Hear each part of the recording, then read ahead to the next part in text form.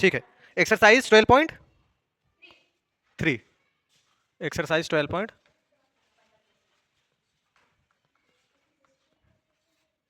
पहला क्वेश्चन क्या है? If the cost of 7 metre of cloth is 1470, find the cost of 5 metre of cloth. बहुत simple question है. अगर 7 मीटर कपड़े का दाम 1470 रुपए है तो आपको 5 मीटर कपड़े का दाम निकालना है. ठीक है ना? तो बहुत ही आसान है. तो पहले हम 1 मीटर कपड़े का दाम निकाल लेंगे. ठीक है ना? हाँ. कॉस्ट ऑफ 7 मीटर क्लॉथ कितना बेटा? 1470 रुपए. अगर 7 मीटर कपड़े का दाम 1470 रुपए है तो cost of 1 metre of cloth कितना हो जाएगा? Cost of 1 metre of cloth, cost of 7 metre of cloth. तो क्या करेंगे? डिवाइड कर देंगे ना. 1470 डिवाइड बाई 7, यहां से ये हटा दीजिए. ठीक है? कितना हो जाएगा? 7 2 जा 14, 7 जा 7, 0 आ गया. कितना आ गया? इतना. मतलब 1 मीटर कपड़े का दाम कितना आ गया?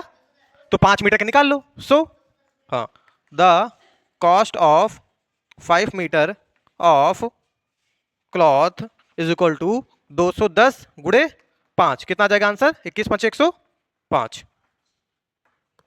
समझ आ रही बात? आसान है ना भाई? 7 मीटर का आपको पता है तो 1 मीटर का आपने निकाल लिया. 1 मीटर का निकाल लिया तो 5 मीटर से गुणा कर दिया. ठीक है? कैसे? आंसर ये 1 है. ये आंसर 1 है. हाँ ठीक है, गुड. देखिए एक्सप्लेन कर देते हैं क्वेश्चन को. देखिए, एकता 10 दिन में कितना पैसा कमाती है? 3000 रुपए. क्वेश्चन में दिया गया था कि अगर एकता 10 दिन में 3000 रुपए कमाती है तो हमको बताना है 30 दिन में कितना कमाएगी. ठीक है? तो हमने निकाल लिया कि भैया एक दिन में कितना कमाती है. अगर 10 दिन में 3000 कमाती है तो एक दिन में कितना कमाती है? 300 रुपए. एक दिन में कितना कमाती है? 300 रुपए. और अगर एक दिन में 300 रुपए कमाती है तो 30 दिन में कितना कमाएगी? उसी को हम 30 से गुणा कर देंगे. तो एक दिन में 300 रुपए कमाती है तो 30 दिन में कितना कमाएगी? 3 3 जा 9 और 3 0 हमने लगा दिया. तो आंसर आ गया कितना? 9000. तो एकता या she will earns in 30 days is equal to 300 into 30 days is equal to 9000.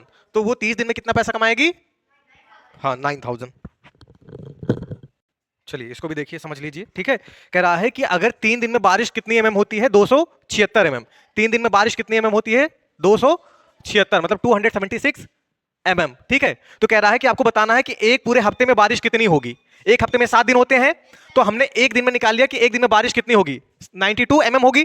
अगर 3 दिन में बारिश 276 mm होती है तो एक दिन में बारिश कितनी होगी? 92 mm होगी. एक दिन में इतना होता है तो हमने निकाल लिया कि एक हफ्ते में मतलब 7 दिन में कितना होगा? 7 से उसको गुणा कर दिया. आंसर कितना आ गया? 644 mm बारिश होगी. बात समझ आ गई? आंसर आ रहा है? ठीक. कई लोगों का ऐसा क्वेश्चन होगा, कोई दिक्कत नहीं है. क्वेश्चन नंबर 4 देखिए भाई, सॉल्यूशन हमने नोट कर दिया है. क्वेश्चन में दिया गया था कि 5 किलो गेहूं का दाम कितना है? 91.50 रुपीज, है ना? इसको आप बोल सकते हो 91.5 रुपए भी बोल सकते हो, मतलब 91 रुपए 50 पैसे भी बोल सकते हो. और इसका भी मतलब वही होता है. ठीक है ना? तो डेसिमल के बाद कोई जीरो की कोई वैल्यू नहीं होती है. तो 5 किलो गेहूं का दाम 91.50 रुपए है. तो हमें निकालना है कि 8 किलो गेहूं का दाम कितना होगा. ठीक? तो हमने 1 किलो गेहूं का दाम निकाल लिया है. The cost of 1 kg of weight is equal to 91.50 rupees upon 5 से डिवाइड हमने कर दिया. तो हमें यह समझ में आ गया कि 1 किलो गेहूं का दाम कितना है? 18.30 पैसे. ठीक है ना? 18.30 रुपए, सॉरी 18.30 रुपए. तो 1 किलो गेहूं का दाम आ गया है 18.30 रुपीज. जब हमने 1 किलो गेहूं का दाम निकाल लिया, अब हमें 8 किलो गेहूं का दाम निकाल सकते हैं 8 से गुणा करके. ठीक है ना? 1 किलो गेहूं का दाम इतना है तो 8 किलो गेहूं का दाम कितना होगा? 8 से आप गुणा कर दीजिए, आपका आंसर आ जाएगा 146.40 रुपए. ठीक? तो पहला ए वाला पार्ट था कि 5 किलो गेहूं का दाम अगर इतना है तो आपको बताना 8 किलो गेहूं का दाम. तो हमने 1 किलो गेहूं का दाम निकाल लिया, फिर हमने उसको 8 से गुणा कर दिया. तो पहला हमारा क्वेश्चन यहाँ पे लग गया. दूसरा क्वेश्चन देखिए, वेट इन. हाँ, दूसरा क्वेश्चन ये कह रहा था कि 183 रुपए में 183 रुपए में आप कितना गेहूं खरीद सकते हो. अरे बात समझे? तो हमने कहा कि भैया अगर हम 18.30 रुपए में 1 किलो गेहूं खरीद ले रहे हैं, देखो यहां पे देखो, यही तो है कि भाई 1 किलो गेहूं कितने का मिल रहा है हमको? 18.30 रुपए, है ना? तो अगर 1 किलो गेहूं का दाम इतना है तो हमें बताना था कि 183 रुपए में कितना. तो हमने लिखा वेट इन 18.30 रुपए, तो 1 किलो, है ना? 1 किलो गेहूं कितने का मिल रहा है? 18.30 रुपए का. तो हमें 183 रुपए में कितना गेहूं मिलेगा? हमने 183 ऊपर रखा. ठीक है ना? 183 ऊपर रखा और नीचे कितना रखा है? 18.30. उसको ध्यान से देखिए. हमने कहा यहाँ डेसिमल हटेगा तो यहाँ डबल जीरो आ जाएगा. एक जीरो से एक जीरो कैंसिल आउट.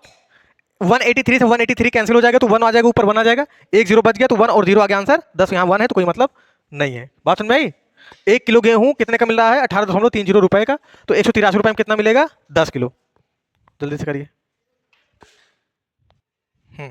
क्वेश्चन समझ लीजिए, मैं पढ़ देता हूँ उसमें से, बुक में देखिए आप लोग। The temperature dropped 15 degree Celsius in the last 30 day, मतलब 30 दिन में 15 डिग्री सेल्सियस घटता है। आ रही बात समझ में? 30 दिन में कितना टेम्परेचर घटता है? गिरता है 15। तो अगर आप समझेंगे तो एक दिन में आधा घट रहा है ना? तो कह रहा है if the rate of temperature drop remain the same, how many degree will the temperature drop in the next 10 day. तो कह रहा है कि अगर टेम्परेचर हर दिन में आधा डिग्री घट रहा है तो बताइए 10 दिन में कितना घट जाएगा? तो बहुत आसान क्वेश्चन था। The temperature drop in 30 day कितना है? 15 डिग्री है। तो हमने कहा कि भैया एक दिन में हम निकाल लेते हैं कितना घटेगा। तो अगर 30 दिन में 15 घट रहा है तो एक दिन में कितना घटेगा? 1/2 डिग्री घटेगा, है ना? तो 10 दिन में कितना घटेगा? उसी को हमने 1/2 से गुणा कर दिया, 5 डिग्री आ गया है। भाई एक दिन में आधा घट रहा है ना, ठीक है। तो ये पहला क्वेश्चन, सॉरी क्वेश्चन नंबर आपका पांचों लगे। छठा देखिए, साइना 3 महीने का 15,000 रुपए किराया देती है। कितना देती है? 15,000। तो हमको बताना है कि पूरे साल का कितना देगी। तो 3 महीने का अगर 15,000 है तो साइना पे फॉर 1 मंथ, तो 1 महीने का हमने निकाल लिया, कितना पे करेगी? 5,000 रुपए। भाई अगर 3 महीने का 15,000 है तो 1 महीने का कितना आएगा? 5,000 रुपए। तो पूरे साल का कितना आएगा? 12 महीने। पूरे साल का मतलब 12 महीने। 5,000 को हमने 12 से गुणा कर दिया, आ गया 60,000 रुपए। तो पूरे साल में कितना पे करेगी? हाँ 60। और आप लोग कह रहे थे यहाँ पे शाइना होगा ना, मैंने जान के नहीं लिखा क्योंकि एच लगा था तो ये जाके इसमें सड़ जाता। तो शाइना यहाँ पे है, आप ये स्पेलिंग लिखिए, ये स्पेलिंग लिखिए, नाम से बहुत ज्यादा मैथ में फर्क नहीं पड़ता, ठीक है ना? अरे बात सुन में, क्वेश्चन क्या कह रहा है? क्वेश्चन कह रहा है कि 4 दर्जन केले 180 रुपए में मिलते हैं ना। 4 डजन केले आपको 180 रुपए में मिलते हैं। तो आपको बताना है कि 90 रुपए में कितने केले आपको मिलेंगे, है ना? तो हमने पहले लिख दिया कि एक दर्जन में 12 केले होते हैं, है ना? एक दर्जन में 12 केले होते हैं। तो 4 दर्जन में कितने केले होंगे? 48। मैंने 12 गुणे 4 कर दिया, 48 आ गया, ठीक है। एक दर्जन में 12 केले तो 4 दर्जन में 48 केले, ठीक है। तो हमने निकाल लिया है कि बनानाज इन 180 रुपीज, उसने दिया भी गया है। तो 180 रुपए में कितने बनाना मिल रहे हैं? 48। तो हमने निकाल दिया कि 1 रुपए में कितना बनाना निकलेगा, है ना? 1 रुपए में कितना बनाना मिलेगा? तो 48 अपॉन 180। तो 1 रुपए में कितना बनाना निकलेगा? इतना बनाना मिलेगा, है ना? 1 रुपए में 48 अपॉन 180 बनाना मिलेगा। तो हमें बताना 90 रुपए में कितना, तो डायरेक्टली आपको 90 से गुणा कर देना है। तो जब आप 90 से गुणा करोगे तो आपको पता चलेगा कि आपको 24 केले मिलेंगे 90 रुपए में, ठीक है ना?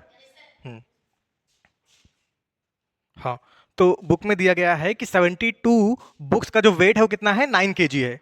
अगर 72 बुक का जो भार है वो 9 kg है तो आपको बताना है कि 40 किताब का भार कितना होगा, है ना? अगर 72 बुक्स का जो वेट है वो कितना है? 9 kg है। तो आपको बताना है कि 40 बुक्स का वेट जो होगा वो कितना होगा। तो हमने लिखा है weight of 72 books is equal to 9 kg। तो हमने निकाल लिया है वेट ऑफ 1 बुक, एक बुक का हमने वेट निकाल लिया 9/72 kg। So the weight of 40 such books is equal to 9/72 into 40। भाई ये एक बुक का वेट है तो 40 से गुणा कर दो, 40 बुक का वेट आ जाएगा, है ना? हमने क्या किया? 9 1 9, 9 8 72, फिर 8 1 8, 8 5 40। तो हमारा कितना आ गया? 5 kg। तो 40 बुक का जो वेट आएगा वो कितना आएगा? 5 किलो आएगा, ठीक है ना? 5 किलोग्राम। क्वेश्चन नंबर 9 देखिए भैया, हमने कर दिया है, उतार दिया पहले ही, ठीक है। तो वैसे ही इसको मैं इसलिए उतार दे रहा हूँ ताकि टाइमिंग ना लगे, जल्दी जल्दी हो जाए, है ना? ये नहीं सोचिएगा कि सर को नहीं आता है कि कहीं से कॉपी करके लाके यहाँ पे कर दिए। मैं इसलिए ऐसा कर रहा हूँ ताकि फटाफट क्वेश्चन हो जाए और आपका ज़्यादा टाइम खर्च ना हो। तो क्वेश्चन को समझ लेते हैं एक बार। डीजल रिक्वायर्ड फॉर, देखिए क्वेश्चन में ये कह रहा है कि 108 लीटर डीजल लगता है 594 किलोमीटर चलने में, है ना? एक ट्रक है जिसको 594 किलोमीटर चलने में कितना डीजल लगता है? 108 लीटर। तो बताना है कि 1650 किलोमीटर चलने में कितना डीजल लगेगा, ठीक है। तो हमने निकाल लिया है कि 1 किलोमीटर चलने में कितना डीजल लगेगा। तो 108 अपॉन 594, 1 किलोमीटर चलने में कितना डीजल लगेगा। हमने इसको काटा है, 3 से यहाँ काटा है तो 36 अपॉन 198 आया है। फिर हमने इसको 18 से काटा, 18 1 18, और फिर जब इसको हमने काटा 18 1 18, 18 1 सॉरी 18 2 यहाँ पे 18 2 36, हमने इसको 18 से काटा 2/11 आ गया, ठीक है। तो हमने ये निकाल लिया है कि 1 किलोमीटर में कितना डीजल लगेगा। तो उसी प्रकार हम ये निकालेंगे 1650 किलोमीटर में कितना डीजल लगेगा, क्योंकि 1 किलोमीटर में हमने निकाल लिया तो हमने ये पुट किया 1 किलोमीटर में और 1650 को इससे हमने गुणा कर दिया है। तो जब हमने इसको गुणा किया तो 11 1 11, 5 यहाँ चला गया तो 11 5 55, 0 था तो आ गया 150, है ना? 150 को 2 से गुणा करो तो आ जाएगा 300 लीटर। तो 1650 किलोमीटर चलने के लिए कितना डीजल की आवश्यकता पड़ेगी? 300 लीटर, ठीक है ना? क्वेश्चन नंबर 10वां देखिए।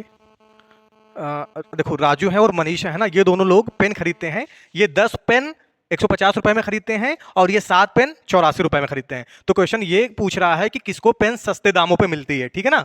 कौन है जो पेन सस्ते पे खरीद लेता है? तो हमने लिखा है cost of 10 pen is equal to 150 rupees, ठीक है। 10 पेन का दाम कितना है? 150 रुपए है। उसी प्रकार यहाँ पे लिखा है 7 पेन का दाम 84 रुपए, ठीक है। ऐसे तो हम बता नहीं सकते हैं, ठीक, ऐसे तो हम नहीं बता सकते कौन सस्ते पे पेन खरीदा है। तो हमें क्या निकालना पड़ेगा? एक पेन का दाम। एक पेन का दाम यहां निकाल लेंगे, एक पेन का दाम यहां निकालेंगे। तो जब हमने निकाला so the cost of 1 pen यहाँ पे राजू के लिए, तो वो निकल के आया है 15 रुपए, और जब हमने मनीष के लिए निकाला है एक पेन का दाम तो कितना आया है 12 रुपए। तो एक पेन का दाम 15 रुपए बड़ा है एक पेन का दाम 12 रुपए से।